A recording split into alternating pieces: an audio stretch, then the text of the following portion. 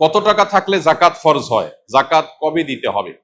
জাকাত কত টাকা হলে ফরজ হয়? এর উত্তর হলো, কেউ যদি 52.5 ভরি রূপা, এটা অথবা রূপার সমমূল্যের সম্পদ, নগদ অর্থ, ব্যাংক ব্যালেন্স, অথবা ব্যবসার মাল, যে পণ্য কেনা হয়েছে বিক্রির জন্য, এরকম কোনো মাল যার কাছে আছে যেটার মূল্য দাঁড়ায় 52.5 ভরির সমান, এইরকম সম্পদের মালিক যদি কেউ হয় এবং সেই সম্পদ তার কাছে 1 বছর থাকে, তাহলে 1 বছর পর ওই সম্পদের বাজার মূল্য হিসেব করে 1 বছর পর 2.5% জাকাত দিতে হবে, অর্থাৎ লাখে 2,500 টাকা।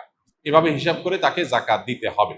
বর্তমানে রূপার যে বাজার দর, সেটা হিসাব করলে প্রায় 2.25 লাখ টাকার কাছাকাছি হয় 52.5 ভরি রূপার দাম। এটা ভ্যারি করে, উঠানামা করে।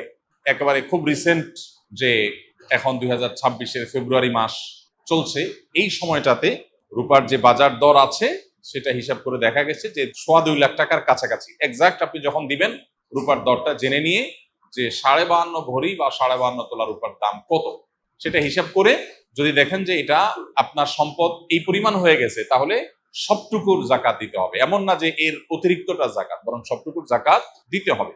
জাকাত দেওয়াটাকে জরিমানা মনে করা, এটা কিয়ামতের আলামত। সহিহ বুখারীতে আসছে, নবী সাল্লাল্লাহু আলাইহি ওয়াসাল্লাম বলেছেন, একটা সময় আসবে মানুষ যখন জাকাত দেওয়াটাকে তার জন্য অর্থদণ্ডের মতো বিষয় মনে করবে, জরিমানার মতো বিষয় মনে করবে। এটা ভুল ধারণা আমাদের সমাজে। কারণ আমরা মনে করি যে জাকাত দিলে বোধহয় লস হয়ে যায়, কমে যায়।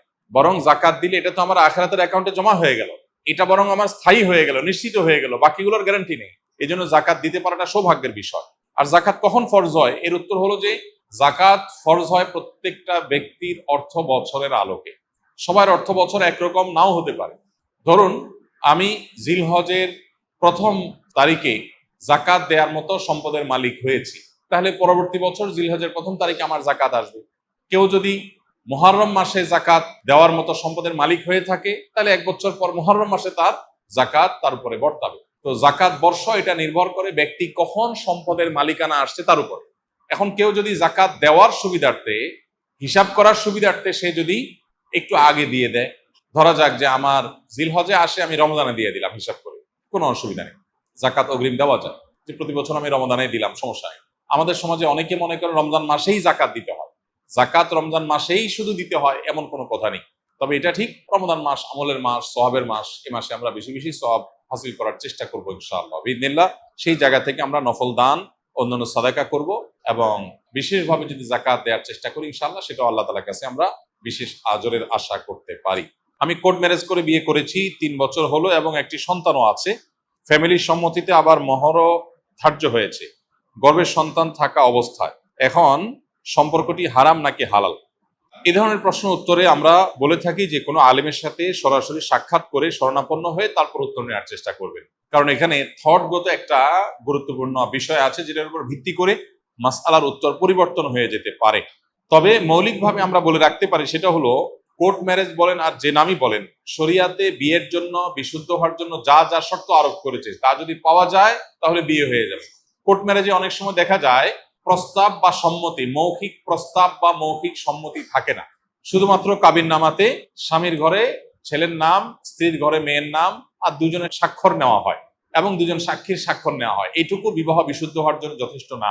শরিয়া দৃষ্টিকোণ থেকে বিবাহ বিশুদ্ধ হওয়ার জন্য উভয় পক্ষ থেকে প্রস্তাব এবং সম্মতি থাকতে হবে স্পষ্ট। কেউ যদি বোবা হন, মুখে উচ্চারণ করতে না পারেন, তাহলে তিনি মাথা নেড়ে ইশারায় তিনি অন্তত সম্মতি প্রকাশ করবেন। আর তা না হলে মুখে আমি প্রস্তাব করলাম, আমি কবুল করলাম, গ্রহণ করলাম, এরকম কথা দুজন সাক্ষী শুনতে হবে, তাহলে বিয়ে বিশুদ্ধ হবে। অতএব বিবাহ বিশুদ্ধের জন্য দুজন সাক্ষী উপস্থিত ছিলেন কিনা, তারপরে তারা এই প্রস্তাব এবং সম্মতির কথা শুনতে পেয়েছেন কিনা, সাক্ষীদের উপস্থিতি এবং প্রস্তাব সম্মতি এটা একই মজলিসে, একই বৈঠকে হয়েছে কিনা, এই বিষয়গুলো গুরুত্বপূর্ণ। এগুলো যদি হয়ে যায়, মহর যদি ধার্য কোনো কারণে নাও হয়, পরে ধার্য হয়ে যায়, বা অটোমেটিক যে মহরে মিছিল বলা হয় সেটা ধার্য হয়ে যায়, তাতেও বিয়ে হয়ে যায়। কিন্তু বিয়ের গুরুত্বপূর্ণ বিষয় হলো এই জিনিসটা। অতএব এটা কতটা হয়েছে না হয়েছে অনেকখানি প্রশ্ন উত্তরের উপর অনেক সময় নির্ভর করে।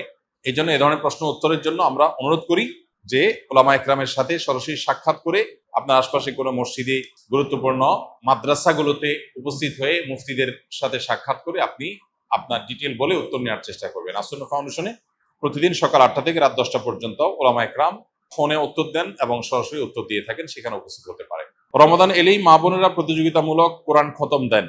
অনেকে বিষয়টি বাড়াবাড়ি বলেন, কারণ হিসাবে যুক্তি দেয় যে দ্রুত পড়লে সহি হওয়ার সম্ভাবনা কম থাকে এবং অর্থ বুঝে পড়া ভালো। কথাটা কতটা যুক্তিযুক্ত?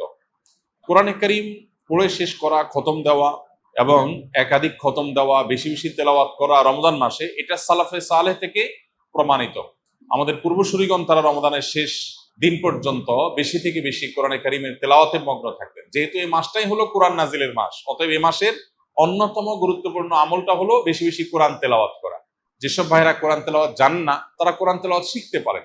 আমরা সুন্নাহ ফাউন্ডেশন থেকে দীর্ঘ 1 বছর টানা পরিশ্রম করার পর আলহামদুলিল্লাহ, যারা কোরআন সহি বা শুদ্ধভাবে পড়তে বা তেলাওয়াত করতে পারেন না, এমনকি আরবি অক্ষরও চিনেন না, তাদের সুবিধার্থে আমরা সহজ সূত্রে কোরআন শিখি নামে একটা কোর্স আমরা চালু করেছি। এবং এই কোর্সটা প্রতিদিন তারাবির পর আমাদের ভেরিফাইড ইউটিউবে, অর্থাৎ আমার নামে যে ইউটিউব চ্যানেল আছে, সেখানে প্রতিদিন একটা করে পর্ব আপলোড হয়। গত 2 রাতে 2টি পর্ব আপলোড হয়ে গেছে। আজকে তারাবির পরে 3 নম্বর পর্ব আপলোড হবে ইনশাআল্লাহ। 10 থেকে 15 মিনিট, 20 মিনিটের মধ্যে ভিডিওটা, মাত্র 27টি ভিডিও ইনশাআল্লাহ পুরো কোরআন সহি করে শেখার জন্য তৈরি করা হয়েছে, অনেক পরিশ্রম করে, অনেক সাধনা করে। অতএব যারা সময় আছে তারা সেই ভিডিও ফলো করতে পারি, অথবা অন্য কোনো উপায়ে কোরআন সহি করে পড়বো। আর যাদের তেলাওয়াত সহি আছে তারা বেশি বেশি পড়বো। এখন কথা হলো, প্রতিযোগিতামূলকভাবে বেশি বেশি করে কোরআন খতম দিলে সেটা ভালো কিনা? উত্তর হলো অবশ্যই ভালো, তবে তার কোয়ালিটি যেন ঠিক থাকে। এটা ঠিক যে তাড়াহুড়া করতে গিয়ে কোয়ালিটি নষ্ট করে অনেক পরিমাণে তেলাওয়াত করার চাইতে কোয়ালিটি ঠিক রেখে আপনি সাধ্য অনুযায়ী তেলাওয়াত করা ভালো। দেখা যায় অনেকে হুলস্থুল করে কোরআন তেলাওয়াত করেন, কি পড়েন নিজেও বোঝেন না। খতম দেওয়া উদ্দেশ্য হয়, এই খতমটা অর্থবহ না। আল্লাহ তাআলা আমাদের আমলকে মাপবেন, আল্লাহ আমলকে গুনবেন না। কিয়ামতের দিন আমল গণা হবে না মাপা হবে? মাপা হবে। অতএব আমাদের আমলের কোয়ান্টিটি না, দেখতে হবে কি? কোয়ালিটি। এজন্য তেলাওয়াত সুন্দর করে করতে হবে। কিন্তু আবার কোয়ালিটির কথা চিন্তা করে অনেকের খতম দেওয়ারই আর সুযোগ হয় না, সেটা দুর্ভাগ্যের ব্যাপার। এজন্য কোরআনে কারীম বেশি বেশি তেলাওয়াত করা প্রশংসনীয়, প্রতিযোগিতামূলকভাবে করলে সেটাও প্রশংসনীয়, বেশি বেশি খতম হলে সেটাও প্রশংসনীয়। তবে লক্ষ্য রাখতে হবে তেলাওয়াতটা যেন তারতিলের সাথে হয়, শুদ্ধতার সাথে হয়। আল্লাহ বলেছেন, ওয়ারাত্তিলিল কুরআনা তারতিলা, তোমরা তারতিলের সাথে কোরআনকে তেলাওয়াত করো। অতএব সে বিষয়টি আমাদেরকে লক্ষ্য রাখতে হবে। আস-সুন্নাহ ফাউন্ডেশন, উম্মার স্বার্থে সুন্নাহর সাথে।